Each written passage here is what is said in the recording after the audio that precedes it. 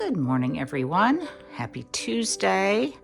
Thought I'd give you a little idea of what's going on here at the cottage and in the gardens today. And this might give you a clue. I've got all of my topiary over here, my myrtle topiary. I brought them inside the other night before the potential freeze. And so today I'm going to give them a good feed, a little clip here and there, and then decide where to stage them outside in the backyard. I'm really not 100% where that's going to be because things are getting a little crowded out there, but leaving these in over the summer is not an option. They really want to be outside, and I want them to put on a lot more growth, a lot more girth at the top, and also some of them I want to get taller.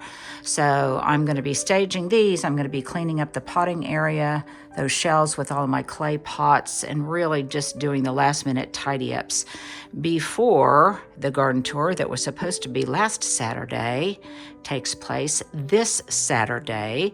Some of you commented you thought it was odd that I had a sign, Cottage on the Hill, on the front. Well, that was a gift given to me, and I do have a garden tour coming up, so it seems appropriate.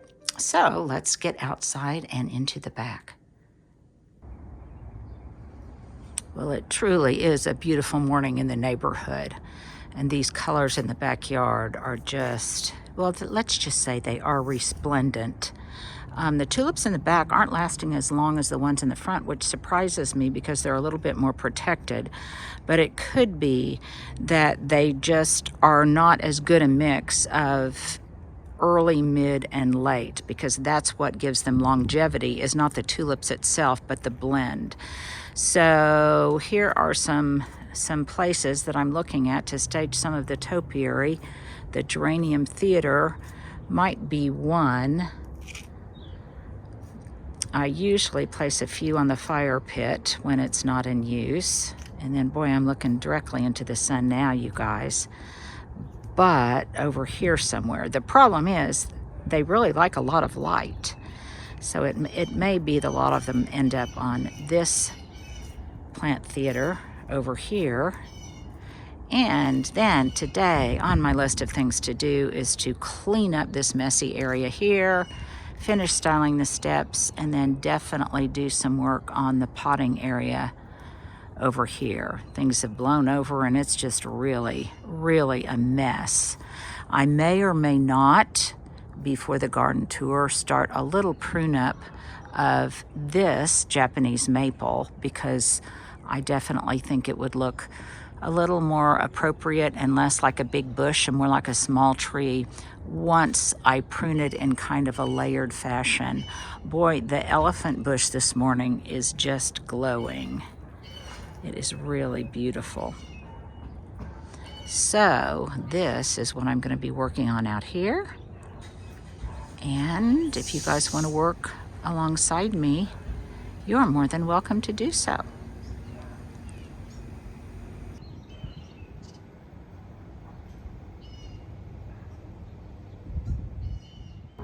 So here's a question of the day for you. I've got this Eugenia topiary, which looked fine when I brought it from the greenhouse, but I think the shock of just bringing it from indoors and protected to outdoors, even though it hasn't gone through a freeze, really set the top ball back. And even though it will come out, it looks a little bit unsightly now. So if you were me, would you leave it, just prune it, and get ready for it to come back after a good feed, or would you separate it and just have two? I think I am going towards the first option. I'll give it a prune and hopefully it will definitely, it'll definitely recover. Speaking of recovering, look at how beautiful this bay tree is. Look at all that new growth.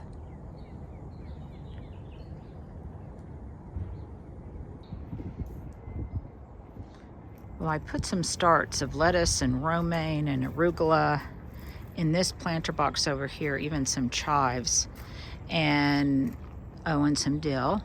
And even though it doesn't consume the entire surface of the soil in the box, that gives me room to seed another harvest of greens, and I think I'll be able to get one more in. So I planted some mesclun mix and things in between the spinach and things that you see in here now. And then as those get bigger, we will harvest them, and it will make way for the things that will be germinating and hopefully maturing before it gets too hot. And this right here is that beautiful black-seeded Simpson I was telling you about, that chartreuse color. It also germinated in some of the pots in the front, and it will make a real frilly lemony skirt. Well, here's my #1 and largest topiary. I've just given it a clip. This is what I use to feed it. I use this Espoma organic indoor plant food, and here are my Joyce Chin clippers. And I saw years and years ago when we were in Italy, I noticed that lots of the pots, probably just by happenstance, not intentionally, had clover growing at the base of them. I kind of liked the effect, and so even though I guess really it's probably a weed, I've decided to leave it in there because I just kind of like the way it looks, and it reminds me of that trip. So #1 is ready to rock and roll. Well, finally, it's taken me a while, but I've started pruning on the olive trees. I've still got more to do, but I really cleared out some of the density at the bottom so that they look more like trees instead of big shrubs. So I did that to that one, and then a little bit to this one over here. This kind of video is, I think it's helpful not only, hopefully you enjoy it, but it's also a record. You could do the same. It's a record of what the light is at this time of the morning. So it's about 10:30 here, and I can kind of record what the light is at this stage when I want to grow greens and get some of my hot weather vegetables started. So over here you can see that the greens are now in pretty much full sun, but it's morning sun. And then as the light changes, the center and then the one further to the west, those will be the ones that get in considerably more sun, as will this wall over here where the fig trees are. So it's just a little tip that you can record on this date at this time of day where the light is and what might do best under those light conditions.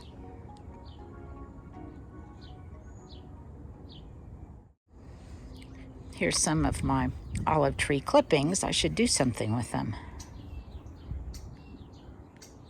And yes, I did use my handy little works pruner.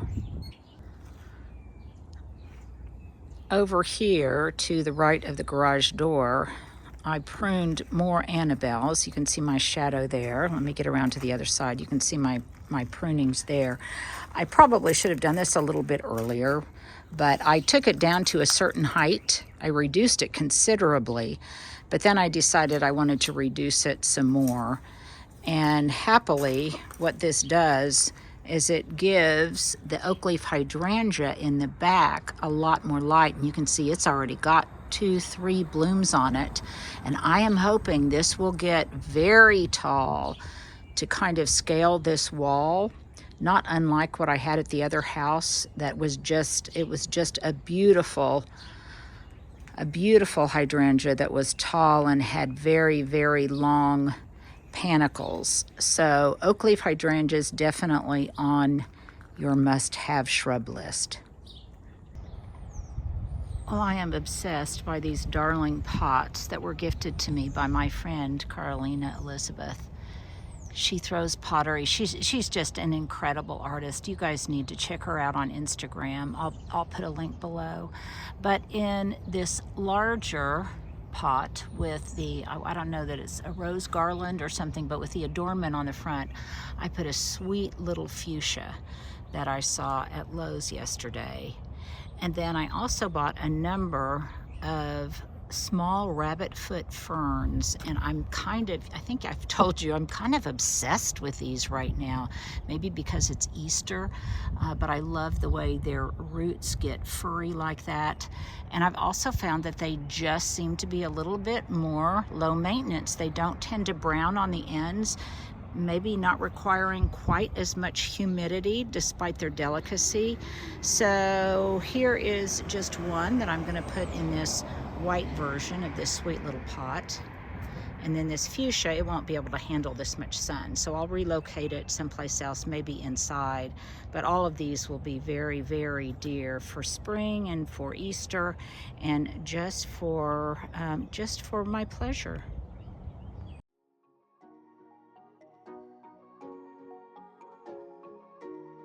Well, speaking of little tiny rabbit foot fern, look at how dear this one looks in this sweet little blue and white cachepot. I think I'm going to get out all of my blue and white stuff, and that's going to be kind of my Easter thematic. And I've got other things that I can plant, other little cachepots, but I think this one is just so dear. Well, here's a gardening risk worth taking. And also kind of another episode of gardening in the forgotten places, I guess. So in the past, you guys know that I get my bulbs from color blends, and then when they are finished blooming, because in Oklahoma they do not reliably come back, even color blends will tell you this, I traditionally just pull them and then I plant anew in the fall. But I'm going to try an experiment.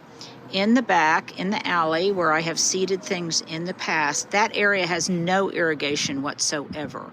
And I'm also not prone to overwater it because it's not anywhere near a hose. So I'm going to try to plant these after I've pulled them out, plant these in the back alley along that concrete wall, and see if indeed I can get them to come back. They may not, but it will only take seconds. And I think it's a gardening risk worth taking. What do you guys think? So this is the shelf pot I'm going to tackle next. It is, well, let's just say it's kind of chaotic, and I need to restore some order to it. I know some of you will say, Linda, you should have brought in all of these terracotta pots because they'll crack. I really don't have any place to put them. I do have a tarp I can throw over this when it gets really, really cold. But that said, most of them sail through the winter just fine. So it is an exercise and labor that I am just typically not inclined to take. Plus, year round, I like the way they look on this shelf. Well, a couple hours later, and I've got this area pretty much cleaned up. There's a few things I still need to deal with, but for right now, it is considerably cleaner than it was before, a little bit more organized, and more importantly, I kind of have a plan for some potting that I need to do a little bit later.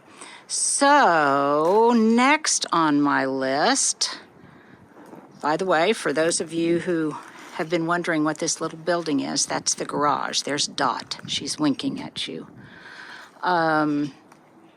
Next on my list is to get this area over here straightened up and cleaned up and looking right.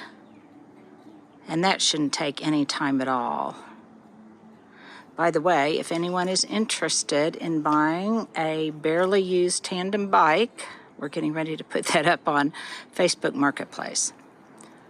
So there you go, more work to be done, but I'm going to go in and have a great big old glass of water with electrolytes. So here you go, here's the before. Well, it may not look like it, but my whole big bunch of topiaries there in the corner of the kitchen is getting smaller as I prune them, feed them, and then take them outside one by one. I've got a stuck door after the rain, but I still love it. Okay, so after working in the backyard all morning, I am going to do some work in the front yard. all of this prep to get ready for the garden tour. So it's been a while since I've pruned any boxwood, simply because I hurt my back pruning a boxwood ball earlier. But now I remembered to stretch. My back has improved. I'm using my little stool, and the great boxwood prune has begun. You can see where I've done a couple of them, and I've got a number of them to go. I'll probably be getting a little bit of help with that so I don't overdo it and hurt my back again. I just pruned a couple over here, the cone and a boxwood ball. And now I'm getting ready to tackle some of the villages. And that should be easy because I can sit on my rear end and do that. It's just so beautiful. One of the reasons I love boxwood is because of its glossy foliage. So this time of year, it just literally shines. And it's very, very sunny right now. So it captures the light, and it's just a gorgeous canvas. I've said it a million times. It's just a gorgeous backdrop for colors to play on. So this is kind of my last big thing. I've got a little bit more to do outside in the back, but this is the next big thing to get accomplished. And then I'm just gonna, well, truth be told, I'm gonna finish my taxes, and then I'm gonna try to enjoy it. One thing of note is, boy, this It's a Breeze rose, it has just gotten huge, and I'm gonna have to do some size control on it. I think I'll do that after it blooms. This one over here is a lot more tame, but look at how healthy they are. And they are just laden with buds. But before I do any more pruning, you can see in this village, I hope you can see anyway, that I think I've mixed varieties here. Some of the tags fell off in the better boxwood when I first got them in. When they're small, it's hard to differentiate one variety from the other. But there is another example where I've got, this one is taller. I'm going to guess it's probably Skylight or Heritage, and the others are smaller. But I'm going to remove those because they're getting very, very crowded in there, and I can use them in other places. So I think I'm going to remove those two, and then I've got a third one over here that I'm going to remove, and I have no doubt that I can find a location for them. And on the Wednesday walkabout, I need to make sure to give you an update on Lemon Lane, because it is really just spectacular, just beautiful. And the Encore azaleas are starting to bloom, so I'm hoping that they will really flush out even more by Saturday. And Saturday, I believe it's going to be up to 85 in the afternoon. So that should be wonderful weather, and more importantly, not raining and not windy. Look at those sweet little blueberry bells just hanging there. So there you go. I just thought, many of you I know have been on garden tours and on home tours, and you are well aware of what is involved in getting ready for one. And I'm just trying to put the last details on it so that it looks just the way I want. And of course, I'll take lots of photographs to enjoy through the winter. You guys take care. Happy Tuesday. And thanks for hanging out with me.